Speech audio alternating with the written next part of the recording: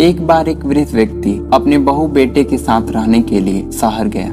उम्र के इस पड़ाव पर वह अत्यंत कमजोर हो चुका था। उसके हाथ कांपते थे और दिखाई भी कम देता था। शहर में उसके बहू बेटे एक छोटे से घर में रहते थे। पूरा परिवार और उसका 4 वर्षीय पोता सभी एक साथ बैठकर खाना खाते थे। लेकिन वृद्ध होने के कारण उस व्यक्ति को खाने में बड़ी दिक्कत होती थी। कभी मटर के दाने उसकी चम्मच से निकलकर फर्श पर बिखर जाते, तो कभी हाथ से दूध छलककर मेज पोस्ट पर गिर जाता। बहू बेटे तो 1-2 दिन ये सब सहन करते रहे, पर अब उन्हें अपने पिता के इस काम से चिढ़ होने लगी। एक दिन उस वृद्ध व्यक्ति के बेटे ने अपनी पत्नी से कहा, हमें इनका कुछ करना पड़ेगा। बहू ने भी हाँ में हाँ मिलाई और बोली, आखिर कब तक हम इनकी वजह से अपने खाने का मजा किरकिरा करते रहेंगे और हम इस तरह चीजों का नुकसान होते हुए भी नहीं देख सकते। अगले दिन जब खाने का वक्त हुआ तो बेटे ने एक पुरानी मेज को कमरे के एक कोने में लगा दिया। अब बूढ़े पिता को वहीं अकेले बैठकर अपना भोजन करना था। यहाँ तक कि उनके खाने के बर्तनों की जगह एक लकड़ी का कटोरा दे दिया गया था, ताकि उनसे अब और बर्तन न टूट सके।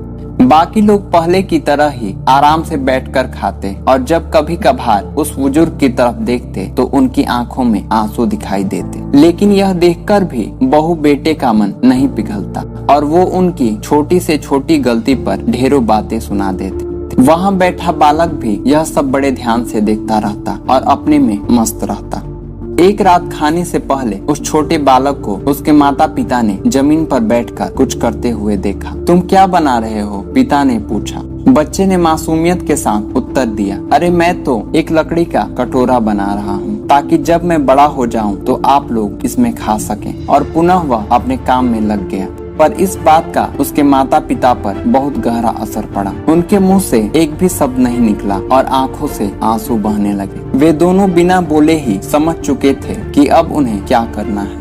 उस रात वो अपने वृद्ध पिता के पास गए और अपने दुर्व्यवहार के लिए उनसे माफी मांगी। वृद्ध पिता भी अपने बच्चों के बिना ज्यादा देर तक नहीं रह सके और उन्होंने उनके दुर्व्यवहार को भूलकर उन्हें माफ कर दिया और एक बार फिर से सभी साथ रहने और खाने लगे। हम अक्सर दूसरों से नैतिक शिक्षाओं और ज्ञान की बातें करते हैं, पर हम ये भूल जाते हैं कि असल शिक्षा शब्दों में ही नहीं बल्कि हमारे कर्मों में भी छिपी होती है। अगर हम बस दूसरों को कहते रहें कि बड़ों का आदर करो या ऐसा मत किया करो और हम खुद इसके उल्टे व्यवहार करते रहें, तो हमारे सामने वाला व्यक्ति भी वैसा ही सीखता है। इसीलिए कभी भी अभद्र व्यवहार न करें कि कल को और कोई वैसा देखकर सीखे। धन्यवाद।